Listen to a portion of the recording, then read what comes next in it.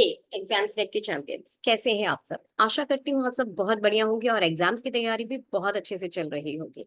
Students, आपने हमारी website www.examsnet.com को जरूर विजिट किया होगा, और अगर नहीं किया है तो अभी कीजिए, क्योंकि यहाँ पर आपको ये वाला और भी बहुत सारे क्वेश्चन पेपर्स उनकी डिटेल पीडीएफ सॉल्यूशंस के साथ मिल जाएंगे, और वो भी फ्री। आप हमारी ऐप भी डाउनलोड कर सकते हैं बेहतर तैयारी के लिए, जिसका लिंक आपको डिस्क्रिप्शन बॉक्स में मिल जाएगा। स्टूडेंट्स, आज हम करने वाले हैं एसएससी स्टेनो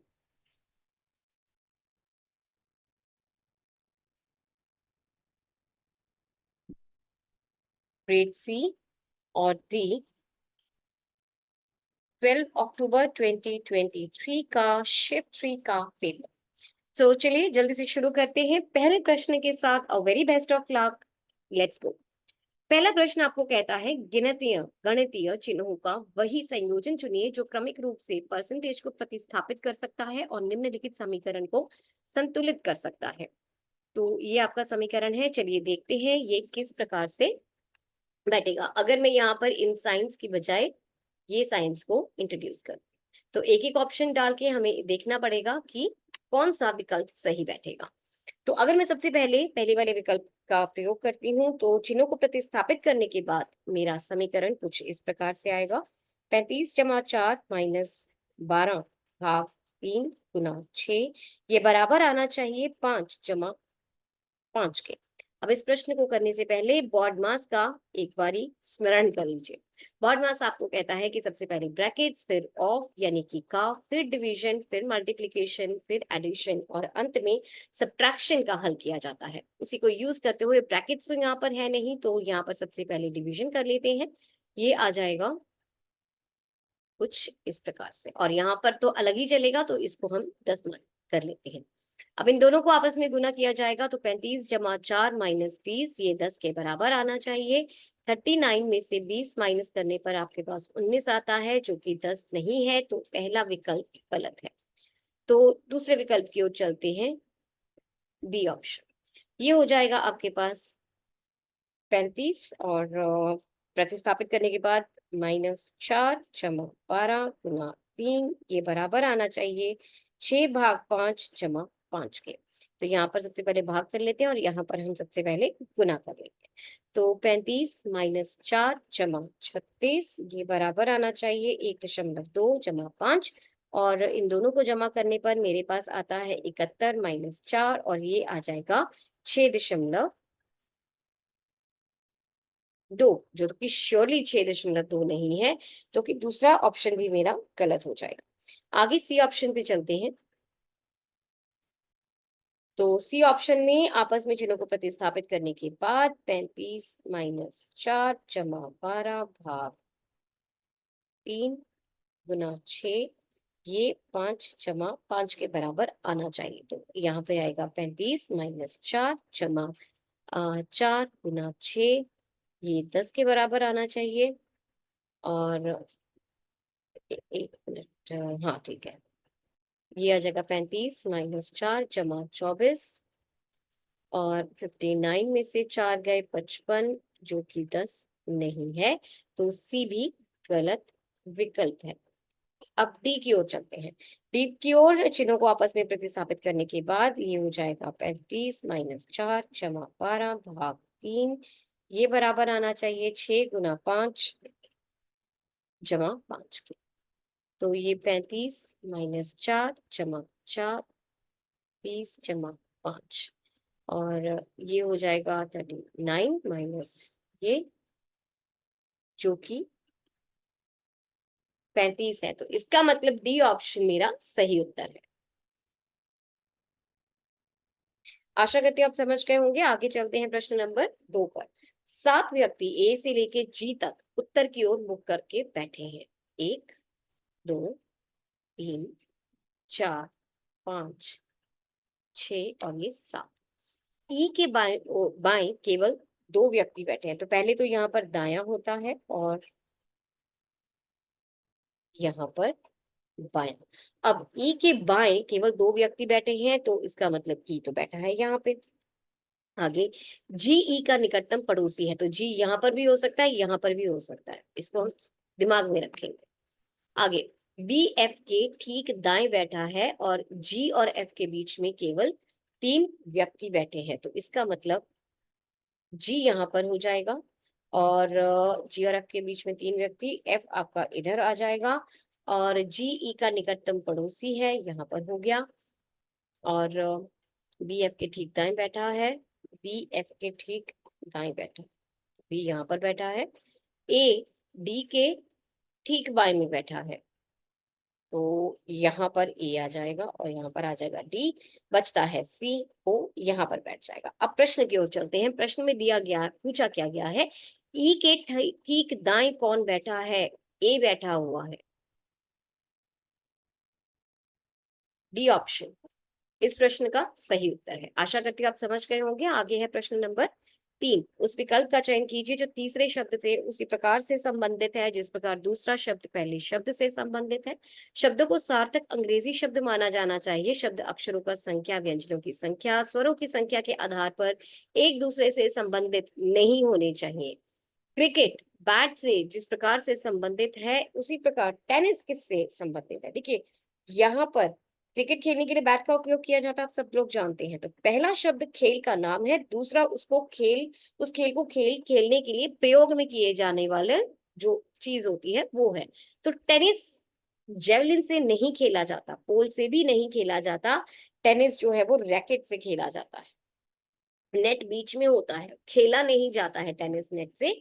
टेनिस जो है वो रैकेट से खेला जाता है, जिसको देखते हुए सी ऑप्शन इस प्रश्न का सही उत्तर है। आशा करती हूँ आप समझ गए होंगे। आगे है प्रश्न नंबर 4। अब इस प्रश्न में दिए गए विकल्पों में से उस आकृति का चयन कीजिए जो निम्नलिखित श्रृंखला में प्रश्न चिन्ह को प्रतिस्थापित कर सकती है। यहाँ पे ध्यान से देखिए, आपकी 5 भरी हुई है, एक खाली है। अगली आकृति में क्या हो रहा है, एक खाली जगह आ गई और ये इधर चली गई और ये इधर चली गई, फिर ये इधर चली गई। अब ये खाली चीज इधर चली जाएगी, तो इसको देखते हुए बी ऑप्शन मेरा सही उत्तर है। ठीक है, आशा करती हूँ आप समझ गए होंगे। प्रश्न नंबर 5, अगला, उस विकल्प का चयन कीजिए जो छठी संख्या से उसी प्रकार संबंधित है जिस प्रकार पहली संख्या दूसरी से, तीसरी चौथी से संबंधित है। यानी कि इन दोनों संख्याओं में जो तर्क है वही सब तर्क इन दोनों में है, उसको देखते हुए प्रश्न चिन्ह और 47 किस प्रकार से संबंधित है। पहले आपके पास 1444 और 38, दूसरा है वो 1225 और 35। तो यहाँ पे आप देखेंगे 38 का स्क्वायर जो होता है वो होता है 1444 और 35 का स्क्वायर होता है 1225। तो प्रश्न चिन्ह और 47 में अगर मैं देखूं तो 47 का स्क्वायर होता है 2209। ऑप्शन डी है इस प्रश्न का सही उत्तर। आशा करती हूँ आप समझ गए होंगे। आगे है प्रश्न नंबर 6, दिए गए विकल्पों में उस संख्या का चयन कीजिए जो निम्नलिखित में प्रश्न चिन्ह को प्रतिस्थापित कर सकती है। तो यहाँ पर है 23, 34, 45, 56, 56, 67 और क्वेश्चन मार्क। यहाँ से यहाँ पे 11 जमा हो रहे हैं, यहाँ भी, यहाँ पर भी, यहाँ पर भी। काफी आसान प्रश्न है ये, बहुत ही आसान प्रश्न। 78 इस प्रश्न का सही उत्तर है। आशा करती हूँ आप समझ गए होंगे। आगे है प्रश्न नंबर 7, उस विकल्प का चयन कीजिए जो छठी संख्या से उसी प्रकार से संबंधित है जिस प्रकार पहली संख्या दूसरी से और तीसरी संख्या चौथी से संबंधित है। तो इन दोनों में जो रिलेशन है वही इन दोनों में है और इसी प्रकार इन दोनों में भी वही रिलेशन है। तो आपको प्रश्न चिन्ह की जगह पर क्या आएगा उसका ज्ञात करना है। चलिए, 133 और 7, 243 और 13, इसी प्रकार प्रश्न चिन्ह और 19। देखिए, यहाँ पर 7 को अगर मैं 19 से गुना करती हूँ तो 133 आता है और 13 को अगर मैं 19 से गुना करती हूँ तो मेरे पास 247 आता है। एक मिनट, यहाँ पे 247। इसी प्रकार अगर मैं 19 को 19 से ही मल्टीप्लाई कर देती हूँ तो मेरे पास आ जाता है 361। तो ऑप्शन डी इस प्रश्न का सही उत्तर। इस प्रश्न में तर्क कुछ इस प्रकार रहा कि दूसरी संख्या में जब 19 को गुना किया गया तो आपके पास पहली संख्या आ जाती है। आशा करती हूँ आप समझ गए होंगे। आगे चलते हैं। प्रश्न नंबर 8, उस विकल्प आकृति का चयन कीजिए जिसमें दी गई आकृति सन्निहित है। तो ये आकृति है आपके पास। चलिए ध्यान से जूम करके देखते हैं। आपको पेपर में आपके पास पेपर होगा तो ध्यान से उसको देखिएगा। तो देखिए यहाँ पर वो आकृति कुछ, अगर एक मिनट पेन बदल देती हूँ। चलो जी। तो यहाँ पर अगर मैं ये आकृति देख रही हूँ, यहाँ पर ये बन रही है, पर ऐसा कुछ भी नहीं बनता दिख रहा मुझे। ध्यान से देखेंगे तो मुझे कुछ ऐसी आकृति, ये मुझे कहीं पर भी बनती हुई नजर नहीं आ रही है इधर। दूसरी में ये देखिए कुछ मिल गई, ये है ना। ये रही आपकी दूसरी आकृति, दूसरी में है ये। तो यही मेरा सही विकल्प है। यहाँ पे ध्यान से देखिए।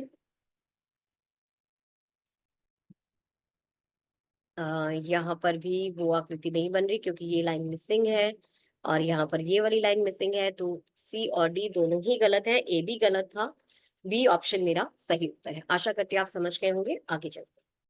प्रश्न नंबर 9, दी गई श्रृंखला को पूरा करने के लिए प्रश्न चिन्ह को प्रतिस्थापित कौन सा ऑप्शन करेगा। तो इस प्रश्न को हल करने के लिए हम अपने अल्फाबेटिकल प्लेस वैल्यू टेबल का इस्तेमाल करेंगे। ये टेबल एक महत्वपूर्ण टेबल है, बहुत सारे प्रश्नों में यूज में आएगा, तो प्लीज इसको बना के अपने पास रख लीजिएगा, बार बार मत बनाइएगा। ABCDEFGHIJKLMNOPQRSTUV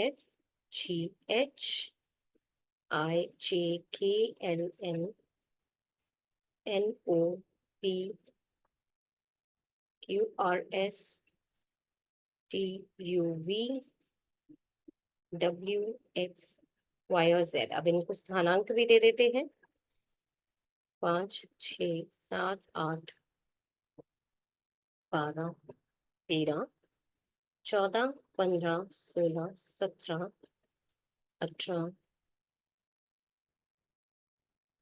19, 20, 21, 22, 23, 24, 25 और 26।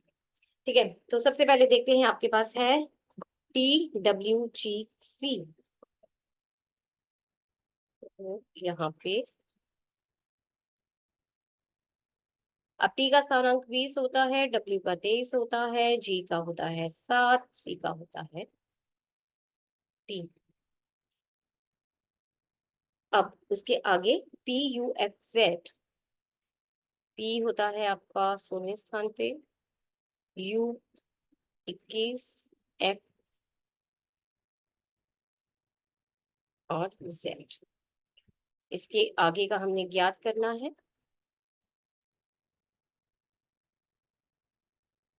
और इसके आगे है HQDT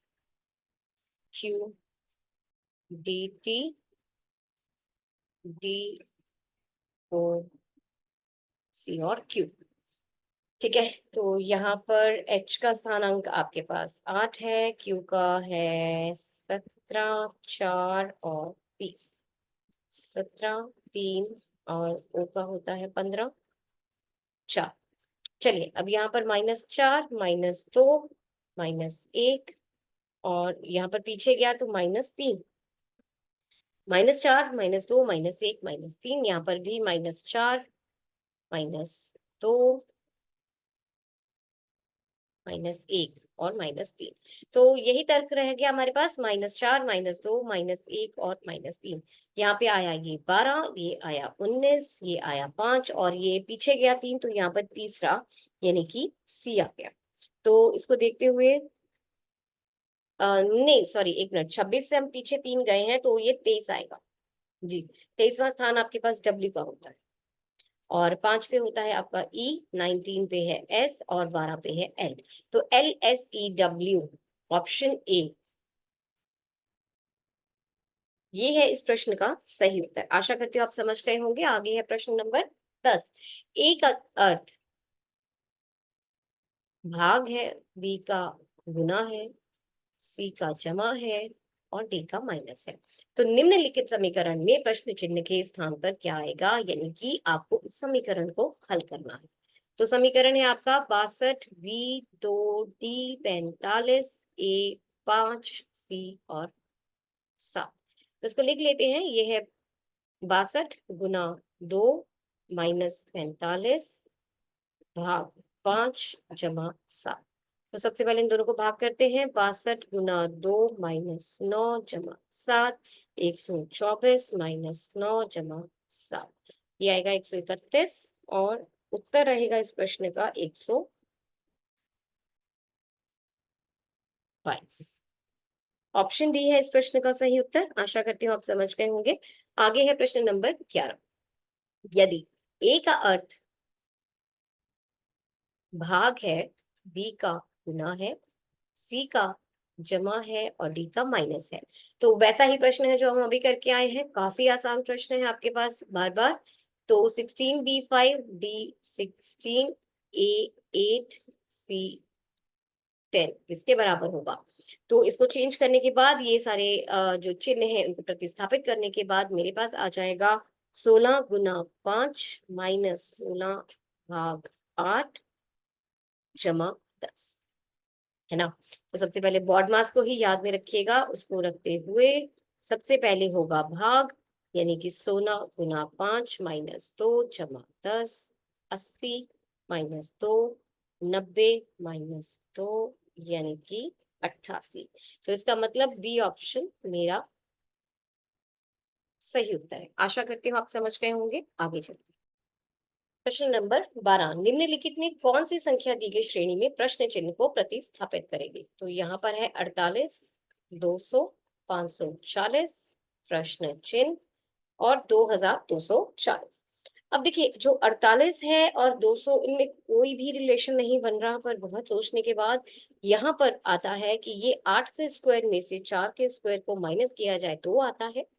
15 के स्क्वायर में से 5 के स्क्वायर को माइनस किया जाए तो ये आता है। 24 के स्क्वायर में से 6 के स्क्वायर को माइनस करने पर यहाँ पर ये आता है। और 48 के स्क्वायर में से 8 के स्क्वायर को माइनस करने पर 2240 आता है। अब यहाँ पर 8 और इसमें आगे कैसे बढ़ रहे हैं? यहाँ पे 7 जमा हुआ, यहाँ पर 9 जमा हुआ है, तो इसका अर्थ यहाँ पर होगा 11 जमा, तो यहाँ पर आएगा 35 का स्क्वायर। अब यहाँ पर आगे एक एक में चल रहे हैं। एक एक, तो यहाँ पर भी एक, -7 का स्क्वायर। देखिए यहाँ पर भी ऐसे ही हो रहा है ना। इसमें 13 जमा करूंगी तो 48 आ रहा है, इसमें 1 जमा करूंगी तो 8 आ रहा है।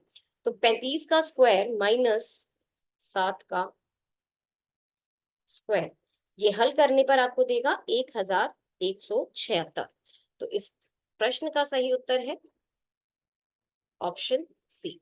आशा करती हूँ आप समझ गए होंगे। आगे चलते हैं। प्रश्न नंबर 13। दो कथन दिए गए हैं जिनके बाद दो निष्कर्ष दिए गए हैं। कथनों को सत्य मानते हुए भले ही वे सामान्य ज्ञात तथ्यों से भिन्न प्रतीत होते हो, निर्णय लीजिए कि कौन सा निष्कर्ष तार्किक रूप से कथनों का अनुसरण करता है।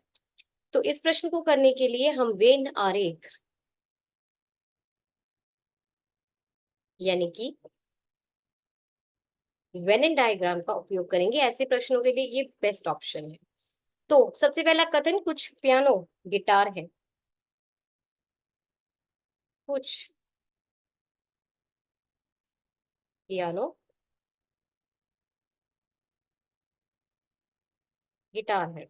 आगे सभी गिटार बांसुरी है, तो सभी गिटार जो है वो बांसुरी है। ठीक है। चलिए सबसे पहला निष्कर्ष देखते हैं। कुछ पियानो बांसुरी है, ये सत्य है। कुछ पियानो बांसुरी है क्योंकि ये वाले पियानो जो है वो गिटार है और सभी गिटार बांसुरी है, तो कुछ पियानो बांसुरी है, ये सत्य है। कोई गिटार पियानो नहीं है, नहीं, देखिए ये वाली गिटार पियानो है, तो ये असत्य है। तो केवल पहला निष्कर्ष ही अनुसरण कर रहा है। ऑप्शन बी है इस प्रश्न का सही उत्तर। आशा करती हूँ आप समझ गए होंगे। आगे है प्रश्न नंबर 14। निम्नलिखित में से संख्याओं, अंकों को नहीं, कौन सा परस्पर परिवर्तन दिए गए समीकरण को सही बना देगा?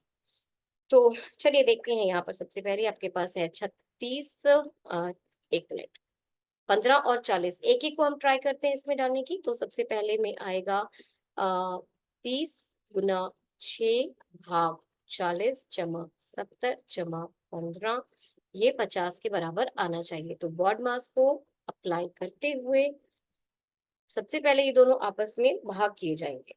तो ये आ जाएगा 30 गुना, ये आ जाएगा 3/20 जमा 7 जमा 15, ये 50 आना चाहिए।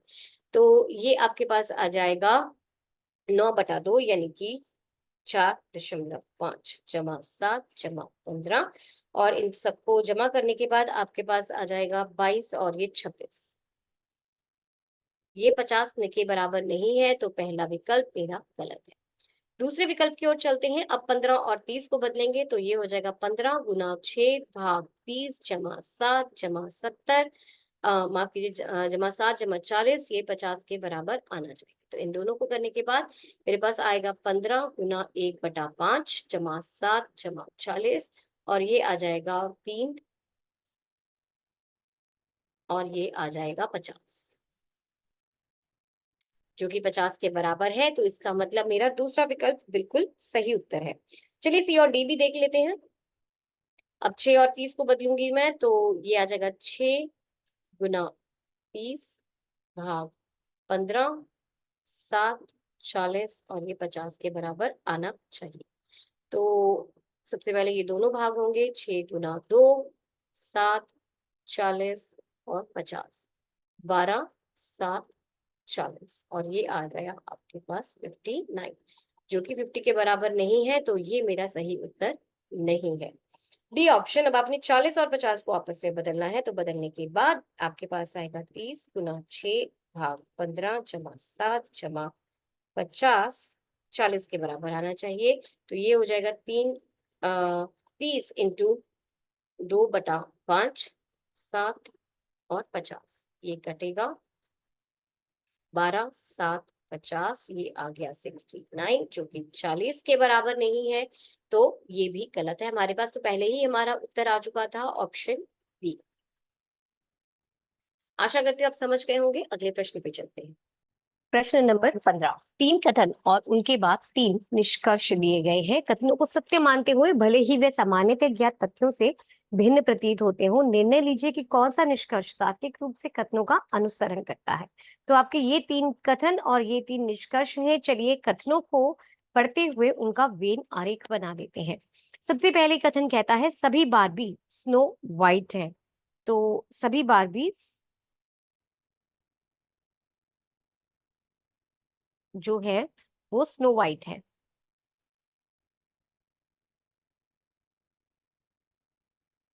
और आगे कहता है कि कुछ बाबी जो है वो एरियल है। कुछ बाबी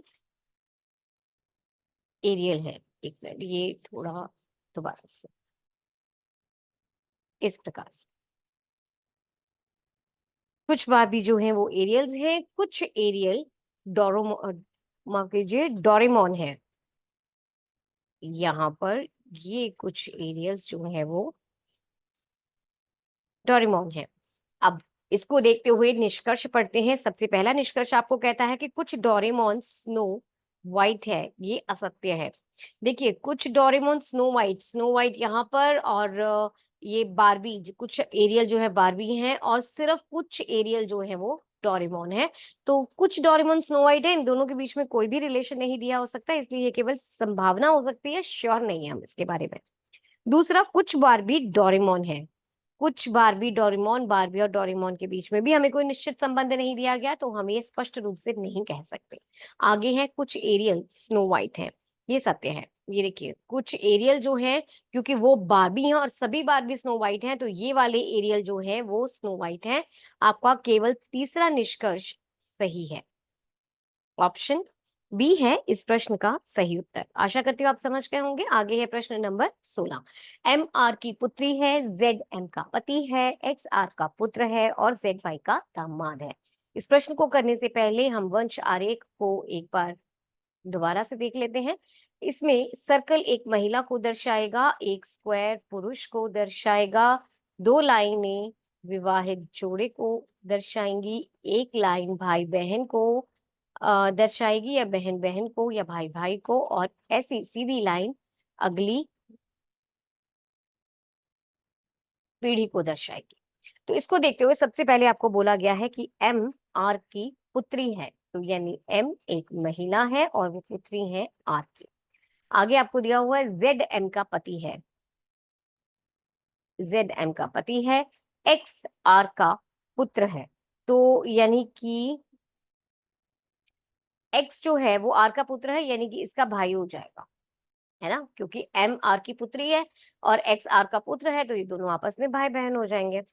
अब Z Y का दामाद है, तो देखिए यहाँ पर R है, यानी कि ये Y से शादीशुदा है, R और Y शादीशुदा है, क्योंकि M का पति Z है, तो इसका मतलब अगर वो दामाद हुआ Y का, तो इसका मतलब जो Y है वो माता या पिता है आपके M के, है ना। तो ये कुछ इस तरीके का आपका जो है रिलेशनशिप टेबल या रिलेशनशिप चार्ट, आरेख, डायग्राम ये बन गया है। अब इसको देखते हुए प्रश्न है कि एक्स वाई से किस प्रकार से संबंधित है, तो एक्स वाई से किस प्रकार से संबंधित है? पुत्री का पति नहीं, पिता का भाई नहीं, पुत्र, हाँ ये पुत्र है, बिल्कुल एक्स वाई का पुत्र है और भाई भी नहीं है। सी ऑप्शन इस प्रश्न का सही उत्तर है। आशा करती हूँ आप समझ गए होंगे। आगे है प्रश्न नंबर 17। मेहर अपने घर से 19 किलोमीटर पूर्व की ओर गाड़ी चलाता है। इस प्रश्न को करने से पहले एक बार दिशाओं के बारे में दोबारा से बात कर लेते हैं। यहाँ उत्तर, यहाँ दक्षिण, यहाँ पूर्व और यहाँ पश्चिम। अब प्रश्न है, कहा गया है मेहर अपने घर से 19 किलोमीटर पूर्व की ओर गाड़ी चलाता है। तो यहाँ से उसने शुरू किया अपने घर से और वो 19 किलोमीटर पूर्व की ओर गाड़ी चलाता है, फिर वो बाएं मुड़ जाता है, यानी कि इधर को मुड़ जाता है और 11 किलोमीटर की गाड़ी चलाता है। फिर पुनः बाएं मुड़ता है इधर को और 19 किलोमीटर की गाड़ी वो चलाता है। वह एक सीधी रेखा में प्रारंभिक बिंदु से कितनी दूर है? तो यहाँ पे देखिए, यहाँ पे देखिए, ये उसका एंड वाला बिंदु था और ये उसका प्रारंभिक बिंदु है। इन दोनों में कितना फर्क है? 11 किलोमीटर का फर्क है। तो इसका मतलब डी ऑप्शन इस प्रश्न का सही उत्तर है। आशा करती हूँ आप समझ गए होंगे। चलिए अगले प्रश्न पे चलते हैं। अब अगले प्रश्न में आपसे पूछा गया है कि उस विकल्प आकृति का चयन कीजिए जिसमें दी गई आकृति सन्निहित है। तो ध्यान से इस आकृति को देखिए और अपनी ऑप्शंस को भी बड़े ध्यान से देखिएगा कि ये कहाँ पर सन्निहित आपको दिखाई दे रहा है। चलिए देखते हैं, जूम कर लेते हैं।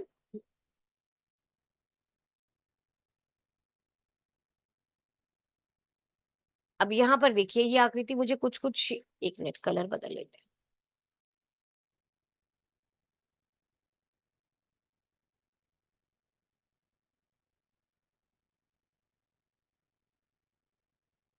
जी, तो अब ध्यान से देखिए, आपको ये आकृति मुझे कुछ कुछ नजर तो आ रही है यहाँ पे, पर ये पूरी नहीं हो रही, ये वाला पार्ट जो है वो मिसिंग है। तो ये मेरा उत्तर नहीं है। आगे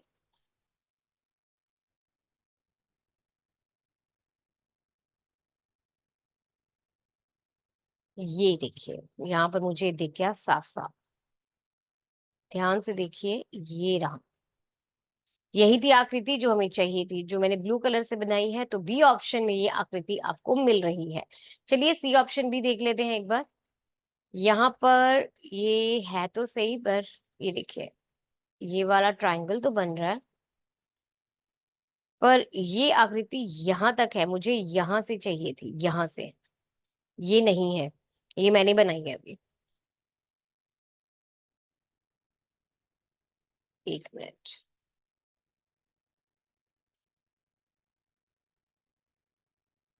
ध्यान से देखिए, ये आकृति जो है वो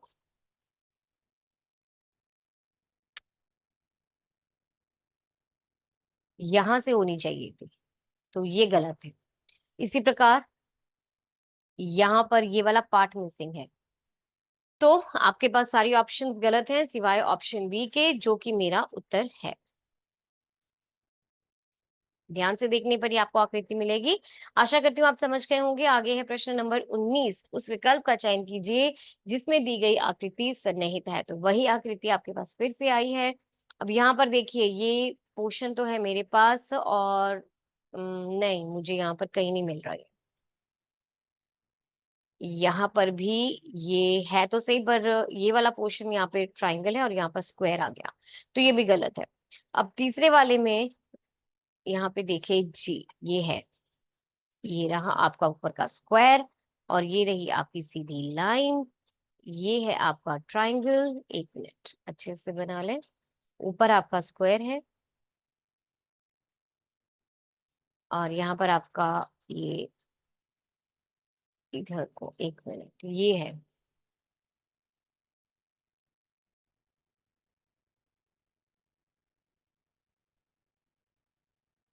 ये और ये जो मैंने ब्लू कलर से बनाया, ये आकृति यहाँ पर आपको मिल रही है। तो इसका मतलब भी सी ऑप्शन मेरा सही उत्तर है। यहाँ पर भी वो आकृति पूरी नहीं हो रही।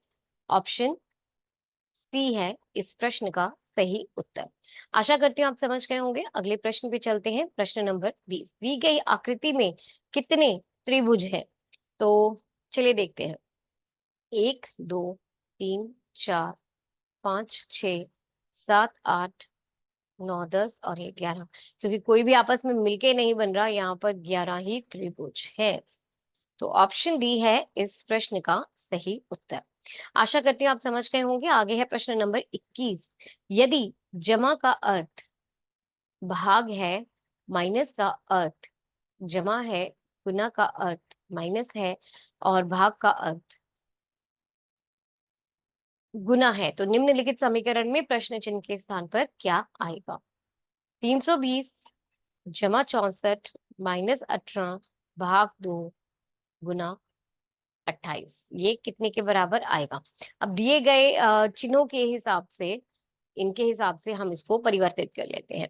तो जमा किसमें बदला था? भाग में। ये हो जाएगा 320 भाग 64 जमा 18 गुना 2 माइनस 28 किसके बराबर आएगा? बॉड मास का ध्यान रखते हुए हम इसको हल करते हैं। सबसे पहले आपका भाग किया जाएगा, यानी कि 320 को 64 से भाग करूंगी, मेरे पास 5 आता है, जमा 18 गुना 2 माइनस 28। अब इन दोनों को हल करने पर 5 जमा 36 माइनस 28, ये आ जाएगा 41 माइनस 28, जो कि आपका 13 आता है। तो इस प्रश्न का सही उत्तर है ऑप्शन बी। आशा करती हूँ आप समझ गए होंगे। आगे है प्रश्न नंबर 22। ABCDEFG 7 लोग की ऊंचाई अलग अलग है। अब उनकी दी हुई है कि कौन किससे किस प्रकार से छोटा है। उसको शुरू करने से पहले यहाँ पे 1 2 3 4 5 6 और ये 7, 7 लोग दे दिए गए यहाँ पर। सबसे पहले पूछा गया है ए केवल 3 व्यक्तियों से छोटा है। तो ए केवल 3 व्यक्तियों से छोटा है, 1 2 3, ए यहां पर आ गया साफ। अब डी एफ से लंबा है। ओके, डी एफ, डी केवल एफ से लंबा है, अच्छा। तो एफ यहाँ पर आ गया क्योंकि एफ सबसे छोटा होगा, डी यहाँ पर आ गया। अब बी ए से लंबा है लेकिन सी और ई दोनों से छोटा है। बी ए से लंबा है लेकिन उनसे छोटा है, तो यहाँ पर बी आ गया। और यहाँ इन दोनों जगहों पर सी ई में से कोई भी आ सकता है, वो हम देखते हैं। ई सबसे लंबा व्यक्ति नहीं है, तो मतलब ई यहाँ आएगा यहाँ पर और सी आएगा यहाँ पर। ठीक है, बचा कौन मेरे पास? बचा है ABCDEF, जी बचा है, तो जी यहाँ पर आ जाएगा, सिंपल सी बात है। अब प्रश्न क्या है? कितने व्यक्ति जी से छोटे हैं? तो जी से छोटे तो 2 ही लोग हैं ना, ये। तो 2 व्यक्ति जो है वो जी से छोटे हैं। ऑप्शन बी है इस प्रश्न का सही उत्तर। आशा करती हूँ आप समझ गए होंगे। आगे है प्रश्न नंबर 23। 2 कथन और उनके बाद 1 से 2 क्रमांकित 2 निष्कर्ष दिए गए हैं। कथनों को सत्य मानते हुए भले ही वे सामान्यतः ज्ञात तथ्यों से भिन्न प्रतीत होते हों, निर्णय लीजिए कि कौन सा निष्कर्ष तार्किक रूप से कथनों का अनुसरण करता है। तो पहला कथन है आपके पास, कुछ पर्दे पंखे हैं।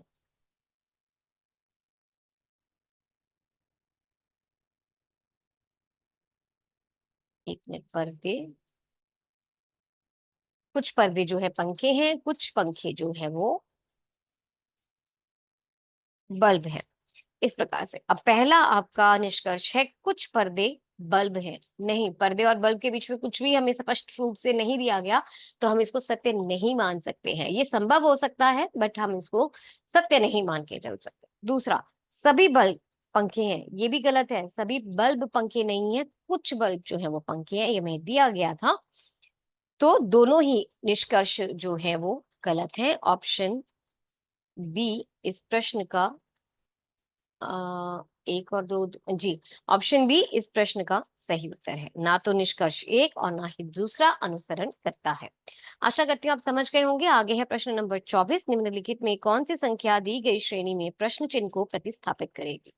414, 410, 402, 390, 374 और फिर प्रश्न चिन्ह। अब देखिए, यहाँ से -4, यहाँ पर -8, -12, -16, तो 4 का टेबल चल रहा है ना। अब यहाँ पर क्या आ जाएगा? -20 आ जाएगा, सिंपल सी बात है। तो इसमें माइनस करने के बाद मेरे पास 354 आता है, जो कि ऑप्शन सी है। आशा करती हूँ आप समझ गए होंगे। प्रश्न नंबर 25 अगला। ऐसा प्रश्न एक आएगा, हर पेपर में आता है, ये बहुत इंपॉर्टेंट है, एक पक्का है। यदि 12 जनवरी 2015 को सोमवार था, तो 26 जनवरी 2016 को सप्ताह का कौन सा दिन था? थोड़ा सा आपको ये एडवांस क्वेश्चन आया है बाकी के पेपर्स के कंपैरिजन में। अब यहाँ पर दिया गया 12 जनवरी 2015 को सोमवार था। ठीक है, तो हमने 26 जनवरी 2016 को कौन सा दिन था वो ज्ञात करना है। तो 12 जनवरी 2015 से 26 जनवरी 2016 तक 379 दिन होते हैं।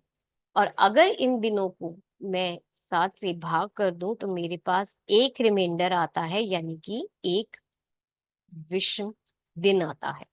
अब 12 जनवरी 2015 को सोमवार था, तो यानी कि उसके आगे 25 जनवरी 2016 तक भी सोमवार ही रहेगा। और एक विषम दिन, क्योंकि एक विषम दिन आया, तो सोमवार का अगला दिन होता है मंगलवार। सी ऑप्शन है इस प्रश्न का सही उत्तर। आशा करती हूँ आप समझ गए होंगे। आगे है प्रश्न नंबर 26। उस समूह का चयन कीजिए जिसमें संख्याएं उसी प्रकार से संबंधित है जैसे दिए गए समूह की संख्याएं हैं। ध्यान दीजिए, संख्याओं को उसके घटक अंकों में तोड़े बिना संक्रियाएं पूर्ण संख्याओं पर की जानी चाहिए। उदाहरण के तौर पर 13 अगर दिया हुआ है, तो 13 पर ही संक्रियाएं होगी, उसको 1 और 3 में नहीं तोड़ा जा सकता। ठीक है, चलिए, तो मेरे पास दो समूह जो थे वो है 100, 30 और 10। दूसरा है 250, 60 और 70। अब इनको देखते हुए अगर मैं 100 में से 10 माइनस कर देती हूँ, तो मेरे पास 90 आता है। अगर मैंने उसको 3 से भाग कर दिया, तो मेरे पास 30, यानी कि मेरी दूसरी संख्या आ गई। इसी प्रकार अगर मैं 250 में से 70 को माइनस कर देती हूँ, तो मेरे पास आ जाता है 180। और अगर मैंने उसको 3 से भाग किया, तो मेरे पास 60, यानी कि मेरी दूसरी संख्या आ जाएगी। तो मुझे मेरा तर्क मिल गया। तर्क है, पहली संख्या माइनस तीसरी संख्या को 3 से भाग करने पर दूसरी संख्या आती है। तो चलिए, सबसे पहले ऑप्शन 700, 220 और 40। 240, 187 और 104। अब 700 में से 40 को माइनस करेंगे और 3 से भाग करेंगे, ये आता है 660, यानी कि 220, जो कि मेरी दूसरी संख्या है। तो इसका मतलब पहला ऑप्शन ही मेरा सही उत्तर आ गया। चलिए, बाकियों को भी ट्राई कर लेते हैं, वैसे आपको जरूरत नहीं है। तो 240 में से 104 को जब मैंने माइनस किया मेरे पास आता है 136, और 3 से भाग करने पर ये मेरे पास आएगा 4.5.33। ये 187 नहीं है, तो बी ऑप्शन मेरा गलत है।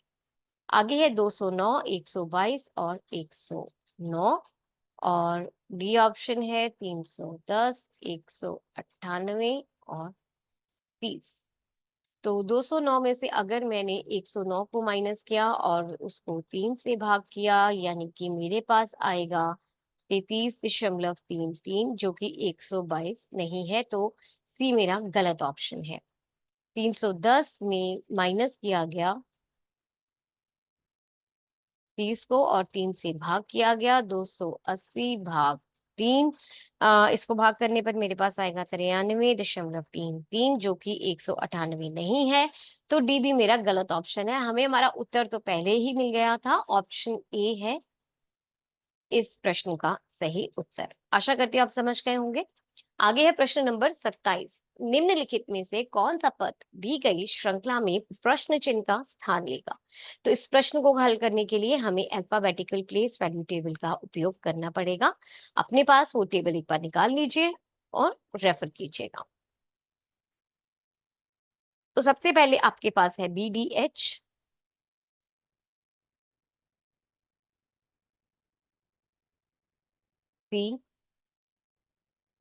CEI, DFJ, EGK, FHL। तो आप आराम से देख सकते हैं, बी के बाद सी आता है, सी के बाद डी आता है, ई आता है, फिर एफ आता है। यहाँ पर भी डी के बाद ई के बाद एफ, एफ के बाद जी और जी के बाद एच, एच के बाद आई के बाद जे के बाद के के बाद एल। काफी आसान है ये। तो एफ के बाद जी आता है, एच के बाद आई आता है और एल के बाद एम आता है। तो GIM है इस प्रश्न का सही उत्तर। काफी आसान क्वेश्चन है, एक्चुअली ये पेपर ही आपका इस बार बहुत इजी आया है। चलिए आगे चलते हैं। प्रश्न नंबर 28। 6 छात्र एक वृत्ताकार मेज के चारों ओर केंद्र की ओर मुख करके बैठे हैं। तो यहाँ पर आपका एक वृत्ताकार मेज है, तो 6 छात्र, 1, 2, 3, 4, 5 और ये 6, तो ये बैठे हुए हैं टेबल की ओर मुख करके इस प्रकार से। अब दिया गया है अमित जिया के बाईं ओर से दूसरे स्थान पर है। तो यहाँ पर मान लेते जिया है, उसके मुताबिक अमित यहाँ पर बैठा हुआ है। जिया वरुण और प्रमोद दोनों की निकटतम पड़ोसी है। एक मिनट, नहीं, अमित जिया के बाईं से दूसरे स्थान पर है, तो जिया आएगी यहाँ पे। एक मिनट, अमित अगर यहाँ पर बैठा है तो जिया यहाँ पर आनी चाहिए जी। अब जिया वरुण और प्रमोद दोनों की निकटतम पड़ोसी है, यानी कि जी वरुण और प्रमोद, एक जगह पर वरुण आएगा और प्रमोद हो सकता है यहाँ पर, या यहाँ पर प्रमोद और वरुण है। अब सिया अमित की बाएं से दूसरे स्थान पर बैठी है,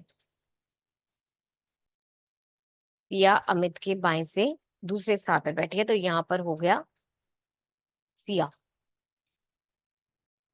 अमित महेश और वरुण दोनों का निकटतम पड़ोसी है, तो अमित जो है वरुण और महेश, यानी कि यहाँ पर वरुण आ जाएगा और यहाँ पर आ जाएगा प्रमोद। अब दिया हुआ है अमित जो है वो महेश और वरुण का निकटतम पड़ोसी, तो यहाँ पर प्रमोद आ गया, महेश आ गया। अब सब बैठ गए अपनी अपनी जगह पर, ठीक है। महेश, सिया, प्रमोद, यहाँ पे जिया थी, वरुण और अमित। अब प्रश्न पूछा गया है सिया और जिया का निकटतम पड़ोसी कौन है? सिया और जिया का निकटतम पड़ोसी जो है वो प्रमोद है। ऑप्शन सी, सी ऑप्शन इस प्रश्न का सही उत्तर है। आशा करती हूँ आप समझ गए होंगे। आगे है प्रश्न नंबर 29। दिए गए विकल्पों में से उस संख्या का चयन कीजिए जो प्रश्न चिन्ह को प्रतिस्थापित कर सके।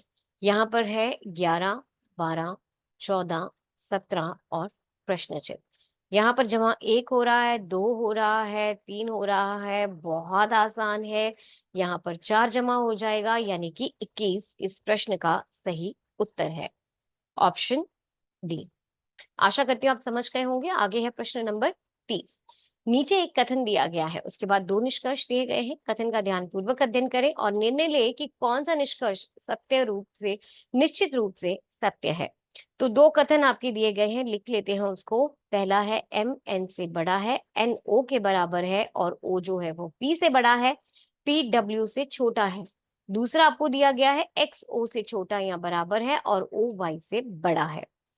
पहला निष्कर्ष आपको बोलता है कि m y से बड़ा है।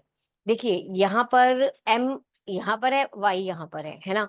और दोनों में इकट्ठी एक ही चीज क्या आ रही है, o इकट्ठा आ रहा है। m जो है वो n से बड़ा है और n जो है वो o के बराबर है। तो यहाँ पर मैं ये लिख सकती हूँ m o से बड़ा है और o जो है वो y से बड़ा है। तो इसका मतलब क्या हो गया कि m जो है वो y से बड़ा है, तो ये सत्य हो गया। पहला वाला निष्कर्ष आपका सत्य है। दूसरा, ये आपका ठीक है। दूसरा आपको कहता है कि x जो है वो w से छोटा या बराबर है।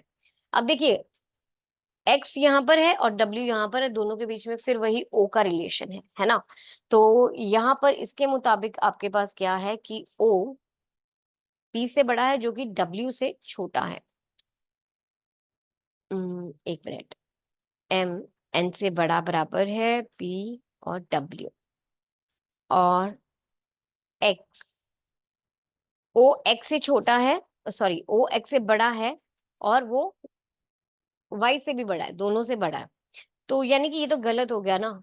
o यहाँ पर क्या है, ओ पी से बड़ा है जो कि पी डब्ल्यू से छोटा है, और यहाँ पर अगर मैं देखूंगी तो एक्स ओ से छोटा है, तो यहाँ पर इसका मतलब एक्स डब्ल्यू से बड़ा होगा। दूसरा वाला निष्कर्ष आपका गलत है, यानी कि केवल पहला वाला निष्कर्ष सत्य है। ऑप्शन ए इस प्रश्न का सही उत्तर है। आशा करती हूँ आप समझ गए होंगे। आगे है प्रश्न नंबर 31। उस विकल्प का चयन कीजिए जो दिए गए शब्दों के सही क्रम को दर्शाता है, जैसा कि अंग्रेजी शब्दकोश में दिखाई देते हैं। आपको मालूम है अंग्रेजी शब्दकोश में ए से लेके जेड तक शब्द होते हैं। तो ए से शुरुआत करते हैं। यहाँ पर सबके बीच में एम कॉमन है, तो इसको छोड़ देंगे। फिर ई सब में है, फिर एल सब में है। अब फर्क आना शुरू हुआ। यहाँ पर है ओ, यहाँ पर ओ, यहाँ पर ए, यहाँ पर टी, ए और फिर एल। देखिए ए सबसे पहले आता है, यहाँ पर ए के बाद एन है और यहाँ पर भी ए के बाद एन है। यहाँ पर एन के बाद सी है, यहाँ पर एन के बाद आई है, तो सी पहले आता है। इसका मतलब तीसरा वाला जो है वो पहले आएगा और पांचवा शब्द जो है वो बाद में आएगा। अब उसके बाद एल आता है, ए के बाद एल आएगा, ओ और टी बाद में आते हैं, तो इसका मतलब छठा शब्द उसके बाद आएगा। अब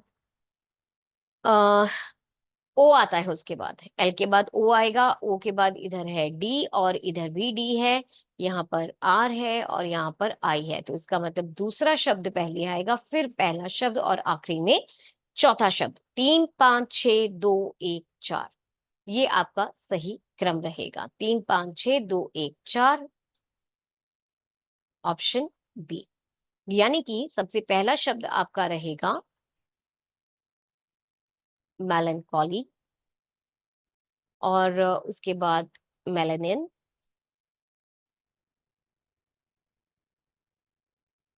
मेलॉड, मेलिडियस,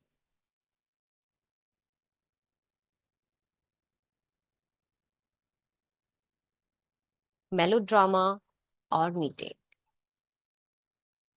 मेल्टिंग।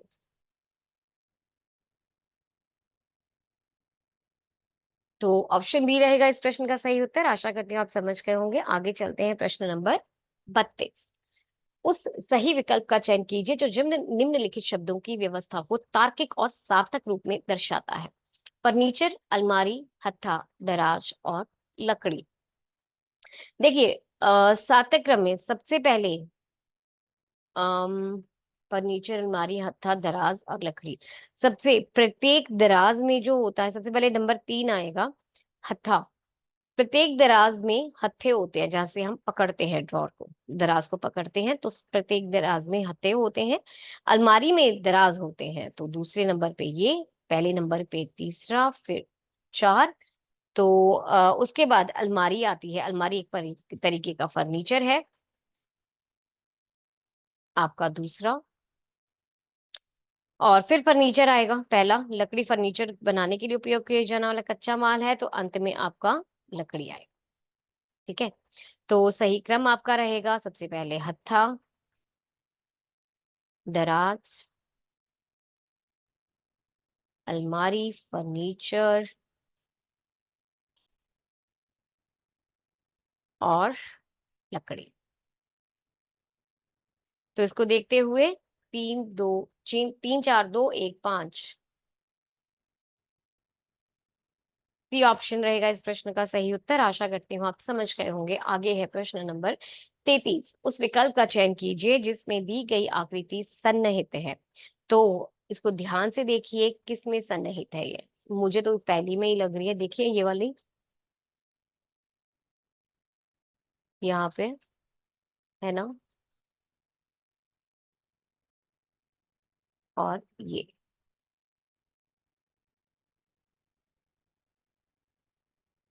ध्यान से,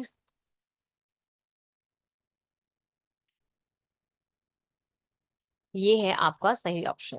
आप इसको बी, सी और डी में ये नहीं मिलेगी। तो ऑप्शन ए है इस प्रश्न का सही उत्तर। आशा करती हूँ आप समझ गए होंगे। आगे चलते हैं प्रश्न नंबर 34 पे। दिए गए समीकरण को सही बनाने के लिए किन दो संख्याओं को परस्पर बदला जाना चाहिए। तो यहाँ पर ये आपका समीकरण है, इनमें से कौन सी दो संख्याओं को मैं आपस में बदलूंगी कि मेरा समीकरण सही आ जाए, मेरा आंसर जो है वो 52 आ जाए। तो एक एक करके ऑप्शंस को ही ट्राई करना पड़ेगा इसमें, और तो हमारे पास कोई भी हल नहीं होता है। तो चलिए, सबसे पहले 2 और 8 को बदलना है, तो ये बन जाएगा √144 को 4 से भाग किया, 6 के स्क्वायर में जमा किया इसे, और -25 गुना, अब 2 बदलेगा 8 के साथ, 72, 32 और 2, ये आना चाहिए 52। √144 सब। अच्छा, ध्यान रखिएगा आप बॉड मास को। सबसे पहले तो ब्रैकेट सॉल्व करेंगे, एक ब्रैकेट, ये दूसरी ब्रैकेट, ये तीसरी ब्रैकेट और ये चौथी ब्रैकेट। तो सबसे पहले 12/4, रूट सबसे पहले सॉल्व होंगे। तो 12/4 जमा 6 का स्क्वायर 36, माइनस ये आता है 200, जमा 72, जमा 16, ये 52 आना चाहिए। अब इसको सॉल्व करने पर मेरे पास 3 जमा 36 माइनस 272 और 16 आएगा। तो इसको और इन दोनों को जमा करने के बाद, एक मिनट, यहाँ पे मैं गुना 3 लिखना भूल गई। तो ये हो जाएगा 48। ठीक है, अब इन सबको आपस में जमा करने के बाद 159 माइनस 200, ये 52 के बराबर आना चाहिए, पर ये आता है -41, जो कि 52 के बराबर नहीं है। तो पहला विकल्प मेरा गलत है। अब बी ऑप्शन। बी ऑप्शन आपको कहता है कि यहाँ पर √144 को 4 से भाग करने, और अब इसमें 3 और 6 को मुझे बदलना था, तो 3 का स्क्वायर होगा 25 गुना 2 जमा 72, 32/8 गुना 6, ये 52 के बराबर आना चाहिए। तो ये हो गया आपका 12, 9, 50, 70, 4 × 6, ये 52 आना चाहिए। ये 3, ये 9, ये 50, 72 और ये 24। तो इन सबको आपस में जमा करने के बाद 108 माइनस 50, जो कि मुझे देगा 58, जो कि 52 नहीं है। तो बी ऑप्शन भी गलत हो गया। सी। अब रूट ऑफ 144 को 6 से भाग किया गया, 4 और 6 को बदलना था तो 4 का स्क्वायर माइनस 25 गुना तो 72, 32 भाग 8 गुना 3, ये 52 के बराबर आना चाहिए। तो ये हो जाएगा 12 भाग 6 जमा 16 माइनस 50 जमा 72 जमा 4 गुना 3, ये 52 आना चाहिए। यहाँ पर 2, 16, 50, 72 और 12, तो ये आपस में जमा करने पर 102 माइनस 50 जो कि 52 आ रहा है। तो इसका मतलब सी ऑप्शन मेरा सही है। चलिए डी को भी देख लेते हैं एक बारी। तो यहाँ पर 2 और 4 को बदलने के बाद 144 भाग 2 जमा 6 का स्क्वायर 25 गुना 4 जमा 72 जमा 32 भाग 8 गुना 3, ये 52 के बराबर आना चाहिए। और ये आ गया आपके पास 12, 2, 36, 100, 72, 4 इंटू 3, ये 52 आना चाहिए। 6, 36, 100, 72 और 12, ये 52 के बराबर आना चाहिए। तो ये दोनों इन सबको जब मैं जमा कर लूंगी तो 126 आ जाएगा और यहाँ पर 26, ये 52 के बराबर नहीं है। तो इसका मतलब डी गलत ऑप्शन है। हमारे पास सी सही आ गया था, तो ऑप्शन सी है इस प्रश्न का सही उत्तर। आशा करती हूँ आप समझ गए होंगे। आगे चलते हैं प्रश्न नंबर 35 पे। निम्नलिखित 4 अक्षर समूहों में से 3 एक निश्चित तरीके से समान है और एक भिन्न है, उस भिन्न को आप चुनिए। तो यहाँ पे देखिए आपके पास ये अल्फाबेटिकल प्लेस वैल्यू टेबल का इस्तेमाल करेंगे हम इस प्रश्न को हल करने के लिए। तो ध्यान रखिएगा उस टेबल को। चलिए शुरू करते हैं। यहाँ पर सबसे पहले है ए डी डब्ल्यू। अब ए के बाद ए होता है आपके पहले स्थान पे, डी चौथे स्थान पे और डब्ल्यू है आपका 23वें स्थान पे, तो जमा 3 है। और ये काफी फर्क आ गया।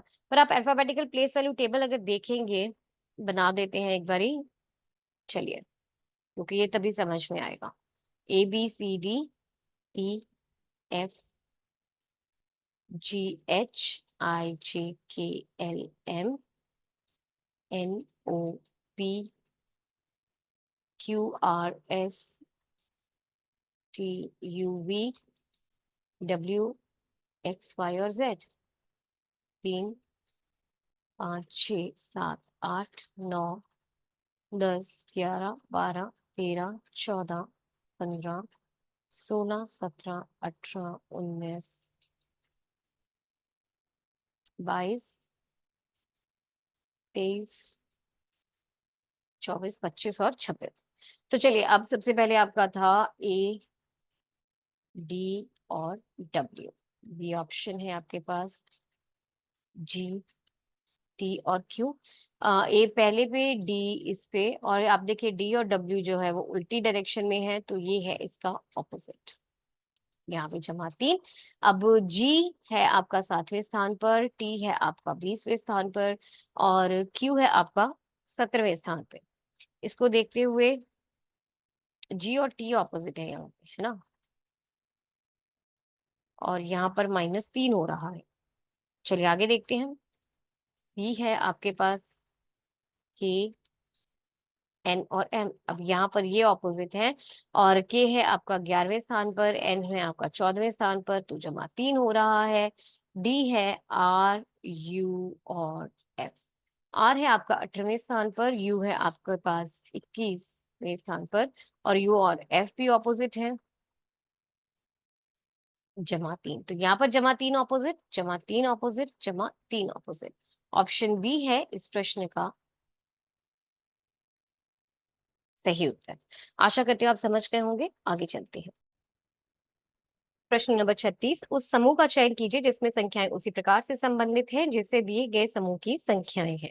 ध्यान दीजिए, संख्याओं को उनके घटक अंकों में तोड़े बिना संपूर्ण संक्रियाएं की जानी चाहिए। जैसे अगर 13 आपको दिया हुआ है तो 13 पर ही संक्रियाएं होगी, आप उसको 1 और 3 में नहीं तोड़ सकते हैं। आपके पास जो दो समूह दिए हुए हैं वो कुछ इस प्रकार है, 7, 17 और 35, 5, 11 और 23। तो ध्यान से अगर मैं देखूं, 7 मेरे पास है, 17 और 35, कुछ भी कनेक्शन नहीं बन रहा। पर अगर मैं 7 में 3, जी, 7 में अगर मैं 3 गुना कर दूंगी और उसमें से 4 घटा दूं तो मेरे पास 17 आता है। 7 तिया 21 और उसमें से 4 घटा दूंगी तो 17 आता है। ऐसे ही 7 को अगर मैंने 2 से गुना किया और 17 को 2 से गुना किया और उसमें 1 जमा कर दिया तो मेरे पास 35 आ जाता है। इसी प्रकार यहाँ पर भी देखते हैं, 5 गुना 30 माइनस 4 आपको देता है 11, और 11 को 2 से गुना करने और 1 जमा करने पर मेरे पास 23 आता है। तो तर्क कुछ इस प्रकार है कि दूसरी संख्या पहली संख्या गुना 3 माइनस 4 मुझे दूसरी संख्या देगी, और दूसरी संख्या गुना 2 जमा 1 मुझे तीसरी संख्या देगी। तो चलिए ए ऑप्शन को ट्राई करते हैं। ए ऑप्शन देखते हुए यहाँ पर आपका पास है 11, 29 और 58। 11 गुना 3 माइनस 4 33 माइनस 4 मुझे देगा 29, और 29 गुना 2 जमा 1 ये मुझे देगा 59, जो कि 58 नहीं है। तो पहला विकल्प मेरा गलत है। दूसरा 9, 23 और 47, 9 को 3 से गुना किया और 4 माइनस किए इसमें, तो 27 में से 4 गए 23, जो कि मेरी दूसरी संख्या है। 23 गुना 2 जमा 1 47 आता है, जो कि मेरी तीसरी संख्या है। तो बी ऑप्शन मेरा सही उत्तर है। चलिए सी और डी को भी जांच लेते हैं। 8, 20 और 39, 10, 26 और 54। तो 8 गुना 3 माइनस 4 ये मुझे 20 देता है। 20 गुना 2 जमा 1 मुझे 41 देता है, जो कि 39 नहीं है। तो सी गलत उत्तर है। 10 गुना 3 माइनस 4 26, 26 गुना 2 जमा 1, तो ये 52 और ये 53, जो कि 54 नहीं है। तो दूसरा ये डी विकल्प भी मेरे पास गलत है। मेरे पास दूसरा विकल्प बिल्कुल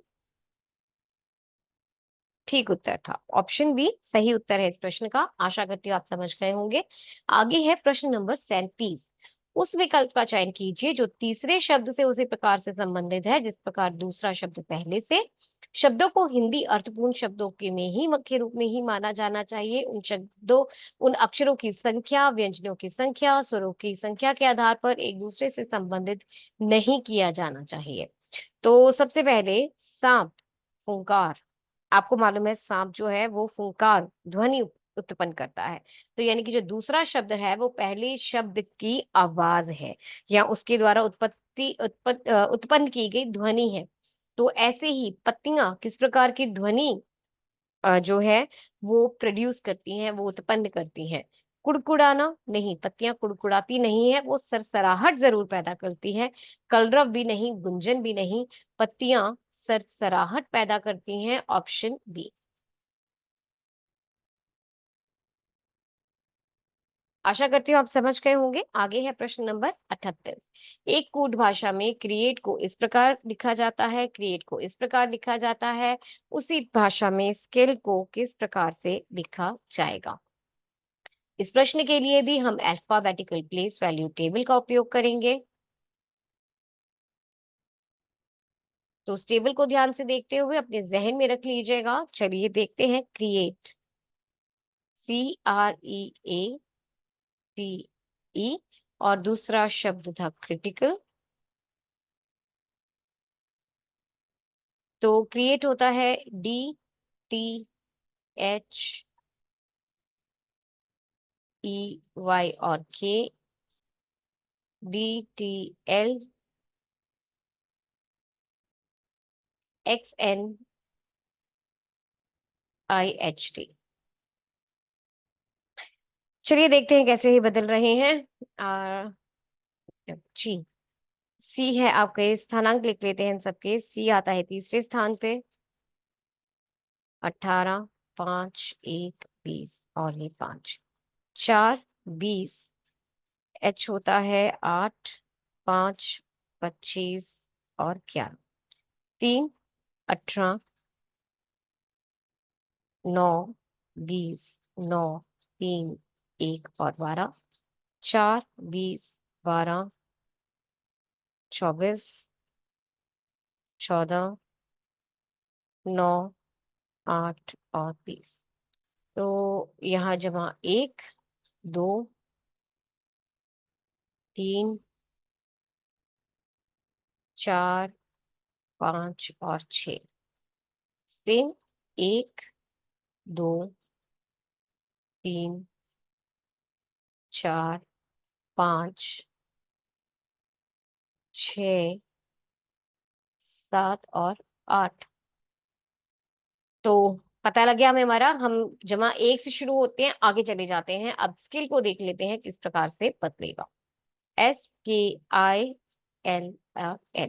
एस का स्थानांक 19, 11, 9, 12 और 12। 20वां स्थान टी का होता है और 13वां स्थान एम का होता है। 12वां स्थान एल का। 16वां स्थान होता है पी का और 17वां स्थान होता है क्यू का। तो TMLPQ बी ऑप्शन इस प्रश्न का सही उत्तर है। आशा करती हूँ आप समझ गए होंगे। आगे है प्रश्न नंबर 39। एक निश्चित कूट भाषा में कॉफी को इस प्रकार और एक्सपर्ट को इस प्रकार लिखा जाता है। उसी भाषा में फ्रेंच को कैसे लिखा जाएगा? वही हमारा अल्फाबेटिकल प्लेस वैल्यू टेबल का उपयोग करेंगे। तो सबसे पहले कॉफी, COFFEE,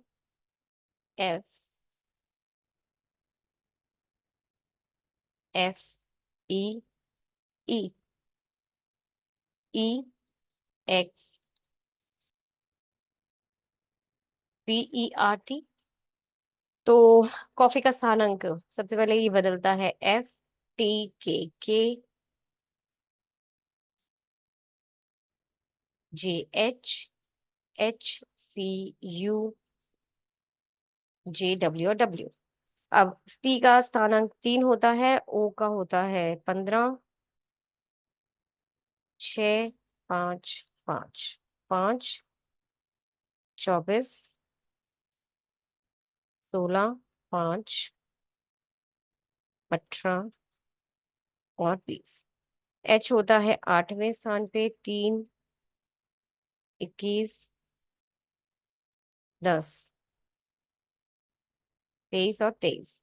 ये एफ है यहाँ पर 6, 20, 11, 11, 10, 8,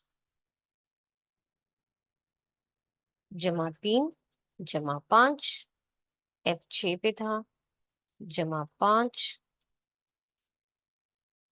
5, 5, 3।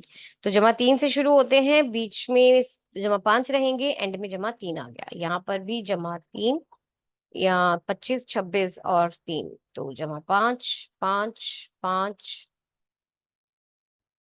5 और 3। तो लॉजिक मिल गया हमें। हम शुरू करेंगे जमा 3 से, बीच में जमा 5 आएगा और अंत में जमा 3 आएगा।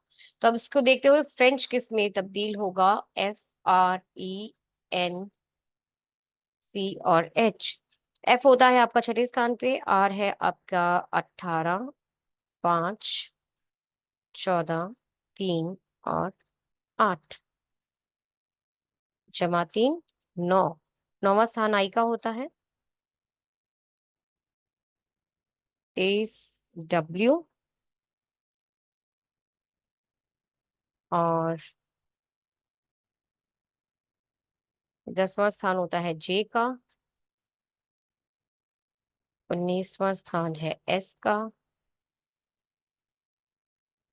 8 एच, 11 पे के। तो IWJ SH IWJ SH ये डी ऑप्शन है इस प्रश्न का सही उत्तर। आशा करती हूँ आप समझ गए होंगे। आगे चलते हैं। प्रश्न नंबर 40, निम्नलिखित श्रृंखला में पैटर्न को जारी रखने के लिए प्रश्न चिन्ह के स्थान पर कौन सी आकृति आनी चाहिए। तो ये आपके पास चार आकृतियां दी हुई हैं, 1 2 3 और 4। आपको ये ज्ञात करना है कि पांचवी आकृति कौन सी बनेगी। तो ध्यान से इनको स्टडी करने पर आप ये पाएंगे। इसको एक मिनट जूम करके अब ध्यान से देखिए। चलिए देखते हैं। सबसे पहले एल जो है वो यहाँ पर शिफ्ट हो रहा है, 3 ऊपर की तरफ और 6 भी ऊपर की तरफ गया। यहाँ पर ये नीचे आया और जो आपका स्क्वायर है वो इधर की तरफ चला गया और यू भी नीचे की तरफ आ गया है। अब टी भी नीचे की तरफ आ गया यहाँ पे। सबकी पोजीशन हमने देख ली। अब अगले चरण में क्या हो रहा है कि 3 जो है वो लुप्त हो गया है। 3 लुप्त हो गया है और ये जो स्क्वायर था वो इधर आ गया, टी आपका इधर चला गया, अम, जो आपका ये इधर आ गया और ये इधर आ गया और एल जो था वो इधर गया, 6 भी इधर गया। अब 3 जो है वो लुप्त हो गया, 3 की जगह पर यू आया है यहाँ पर नया। और ठीक है, 3 यहाँ पर लुप्त हो जाएगा तो 3 यहाँ पर आ गया, यू की जगह पे नया एक अल्फाबेट इंट्रोड्यूस हुआ है। अब आगे देखते हैं। आगे आ रहा है 6 इधर को गया है, एल नीचे को गया है, जो स्क्वायर है वो भी नीचे को गया है और 6 जो है वो इधर को और टी नीचे, 4 इधर और जो इक्वल टू का साइन था वो ऊपर चला गया। सब कर लिए शायद हमने, सब हो गए। हाँ, यू ऊपर चला गया जी। तो आप देखेंगे यहाँ पर पहला और तीसरा चरण जो है वो सेम रोटेशन फॉलो कर रहा है, बिल्कुल सेम है ना। चलिए आगे चलते हैं। अब इसी को देखते हो, जो पहला और तीसरा सेम फॉलो कर रहा है तो दूसरा क्योंकि डिफरेंट था तो दूसरा और चौथा सेम पैटर्न फॉलो करेगा। उसके मुताबिक 6 इधर आएगा और यू इधर आएगा। तो अब 6 इधर लिख देते हैं और यू इधर लिख देते हैं। अब ये आपका यहाँ पर और ये इधर, यानी कि एल आपका इधर आएगा, यहाँ पर आपका आ जाएगा 4। ठीक है। और ये वाला जो था वो यहाँ पे, ये इधर, यानी कि यहाँ पे आएगा आपका स्क्वायर और 1 मिनट जी। और यहाँ पे स्क्वायर आ गया तो यहाँ पे आपका टी आ जाएगा। अब यहाँ पे जो है इक्वल टू का साइन चेंज हो जाएगा, वहां पे इसकी जगह पे कोई नया अल्फाबेट जो कि टी आया था, टी तो इधर चला गया, यहाँ पे कुछ नया इंट्रोड्यूस होगा। वो क्या इंट्रोड्यूस होगा देखते हैं, 1 मिनट। ये एल इधर गया और 0 4। हाँ, कुछ नया इंट्रोड्यूस होगा यहाँ पे, वो ऑप्शंस में चेक कर लेते हैं कौन सा नया इंट्रोड्यूस हुआ है। बाकी आपके पास है U6L और यहाँ पे बीच में 4, यहाँ पे स्क्वायर, यहाँ पे टी और यहाँ पे कुछ नया U6L, यहाँ पे ये L है और ये काफी हद तक मेल खा रहा है क्योंकि यहाँ पे F नया इंट्रोड्यूस हुआ है। ये मेल नहीं खाता, ये भी मेल नहीं खा रहा है और ये भी नहीं खा रहा। इसके मुताबिक जो है ऑप्शन ए इस प्रश्न का सही उत्तर है। आशा करती हूँ आप समझ गए होंगे। आगे चलते हैं। प्रश्न नंबर 41, एक कागज को नीचे दिए गए दिखाए अनुसार मोड़ा और काटा जाता है, खुलने पर वो कैसा दिखाई देगा। देखिए, कागज को पहले इधर मोड़ा गया, फिर इधर मोड़ा गया और फिर कुछ इस प्रकार से काटा गया। अब काटने, जब आपने इसको खोला तो ये कागज किस प्रकार से दिखाई देगा, कुछ इस प्रकार से, है ना। और ये सर्कल्स यहाँ पे सिंपल, ये ऐसा दिखाई देगा। और ये मेल खाता है पहले ऑप्शन से। ये सर्कल्स जो है वो यहाँ पर नहीं, यहाँ पर होने चाहिए थे, तो ये भी गलत है, ये भी गलत है, और ये भी। ऑप्शन ए जो है वो इस प्रश्न का सही उत्तर है। आशा करती हूँ आप समझ गए होंगे। आगे है प्रश्न नंबर 42। दी गई श्रृंखला को पूरा करने के लिए कौन सा अक्षर समूह प्रश्न चिन्ह का स्थान लेगा? तो यहाँ पे अल्फाबेटिकल प्लेस वाली टेबल का ध्यान रखिएगा। चलिए सॉल्व करते हैं जल्दी से। तो यहाँ पर आपके पास DTXO जो कि बदलता है FSV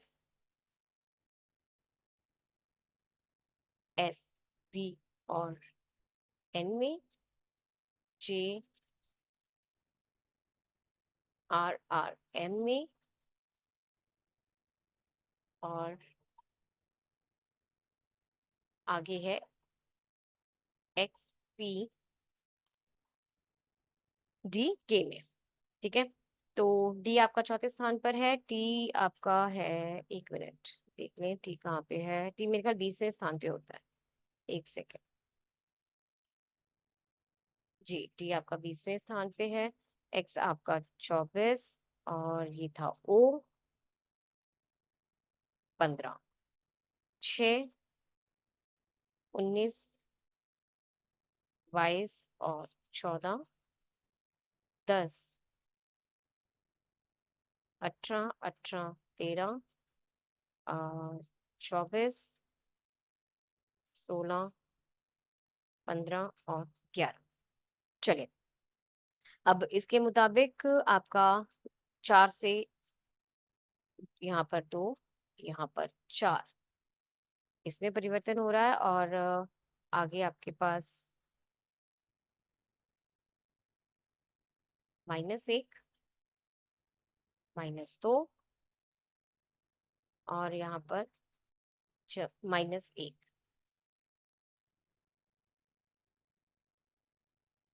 यहाँ पर -1, -4, और यहाँ पर भी -1।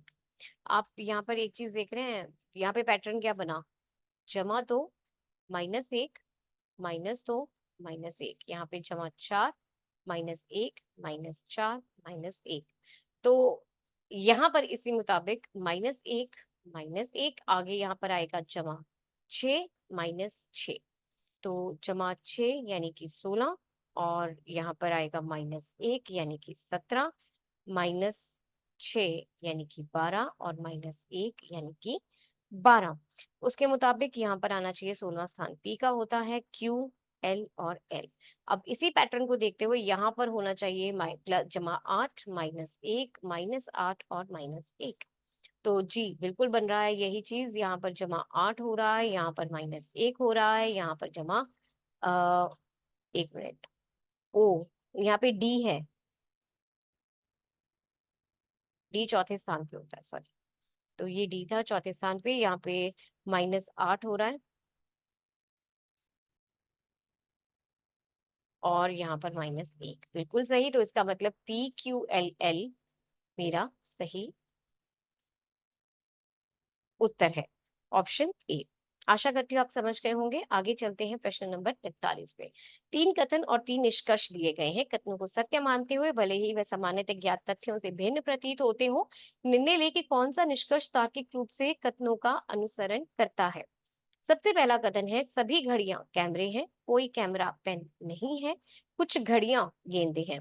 तो वेन आरेख का ही प्रयोग करेंगे इसको हल करने के लिए। सबसे पहले है, सभी घड़ियां कैमरे हैं, सभी घड़ियां कैमरे हैं।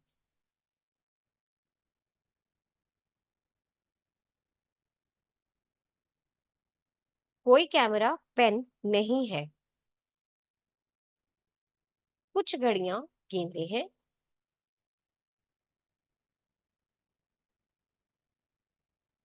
तो पहला निष्कर्ष आपको कहता है कुछ गेंदे कैमरे हैं, ये बिल्कुल सत्य है, क्योंकि दिया गया है कि कुछ घड़ियां गेंदे हैं, सभी घड़ियां कैमरे हैं, इसलिए जो गेंदे घड़ियां हैं वो कैमरे भी हैं, है ना। तो ऑप्शन ए आपका सत्य है। दूसरा, कोई गेंद पेन नहीं है, ये असत्य है। गेंद और पेन में कोई भी रिलेशन हमें नहीं दिया गया, तो हम ये निश्चित तौर पे नहीं कह सकते हैं कि कोई गेंद पेन नहीं है। तीसरा, कोई पेन घड़ी नहीं है, बिल्कुल सही, कोई पेन घड़ी नहीं है। दिया गया है कि कोई कैमरा पेन नहीं है और सारी घड़ियां कैमरे थी, तो इसका मतलब तीसरा निष्कर्ष भी सही है। तो केवल पहला और तीसरा अनुसरण करते हैं। पहला ऑप्शन इस प्रश्न का सही उत्तर है। आशा करती हूँ आप समझ गए होंगे। आगे चलते हैं प्रश्न नंबर 44 पे। निम्नलिखित चार अक्षर समूहों में से तीन एक निश्चित तरीके से समान है और एक भिन्न है। भिन्न को चुने। इस प्रश्न को हल करने के लिए भी हम अपने अल्फाबेटिकल प्लेस वैल्यू टेबल का उपयोग करेंगे। ध्यान में रखिएगा उस टेबल को। जल्दी से शुरू करते हैं ये वाला प्रश्न। तो इस टेबल का उपयोग करते हुए एफ, यू और डब्ल्यू, एन, एम और पी, के पी आर और बी वाई ए। आप अल्फाबेटिकल प्लेस वैल्यू टेबल को देखेंगे और ये पाएंगे कि ए, एफ और यू ऑपोजिट है, एन और एम ऑपोजिट है, के और पी ऑपोजिट है और बी और वाई भी ऑपोजिट है। ठीक है, एक बार ऐसा कर लेते, बना ही लेते हैं टेबल ताकि आपको कोई कंफ्यूजन ना हो। D, E, F, G, H, I, J, K, L, M, N, O, P, Q, R, S, T, U, V, W, X, Y, Z, 1 2 3 4 5 6 7 8 9 10 14 15 16 17 18 19 20 21 22 24 25 and 26। अब यहाँ पे देखिए, आप बी और वाई ऑपोजिट है, के और पी ऑपोजिट है, एन और एम ऑपोजिट है, एफ और यू ऑपोजिट है ना। अब यू के आगे वी, यू के दो प्लेसेस आगे, यू, वी, डब्ल्यू, यहाँ पे जमा दो, एम, एन, ओ, पी यहाँ पे जमा तीन, और पी, क्यू, आर जमा दो, वाई, जेड, ए जमा दो। तो ये ऑपोजिट, ये वाला भिन्न है क्योंकि यहाँ पर ऑपोजिट और जमा तीन हो रहा है, बाकी सब में जो है वो ऑपोजिट और जमा दो हो रहा है, जिसको देखते हुए दूसरा विकल्प आपका सही उत्तर है। आशा करती हूँ आप समझ गए होंगे। आगे है प्रश्न नंबर 45। दिए गए विकल्पों में से उस संख्या का चयन कीजिए जो निम्नलिखित श्रृंखला में प्रश्न चिन्ह को प्रतिस्थापित करेगा। यहाँ पर है 43, 47, 55, 67 और क्वेश्चन मार्क। यहाँ से यहाँ जाने में जमा 4, 8, 12 और यहाँ पर जमा 16 होगा, यानी कि 83। ऑप्शन डी रहेगा इस प्रश्न का सही उत्तर। आशा करती हूँ आप समझ गए होंगे। आगे चलते हैं प्रश्न नंबर 46 पे। पी जमा क्यू का अर्थ है पी क्यू की पत्नी है। पी माइनस क्यू का अर्थ है पी क्यू की पुत्री है। चलिए लिख लेते हैं। जमा का अर्थ पत्नी, माइनस का अर्थ पुत्री, गुना का पिता और भाग का अर्थ पी क्यू का भाई है। अब आपको दिया हुआ है कि v जमा m भाग r माइनस k, तो यानी कि v m की पत्नी है, m r का भाई है और r k की पुत्री है। इसको देखते हुए सबसे पहले r v से किस प्रकार से संबंधित है, पहले ये वेन आरेख बना लेते हैं इसका। इसको देखते हुए v m की पत्नी है तो v महिला है जो कि पत्नी है m की, m r का भाई है और r की पुत्री जो है वो k है। ठीक है, तो ये बन गया मेरा वेन आरेख। और माफ कीजिए, r पुत्री है k की, एक मिनट, r पुत्री है k की, इस प्रकार k r की पुत्री नहीं, r k की पुत्री है। ठीक है, तो अब प्रश्न है कि r v से किस प्रकार से संबंधित है।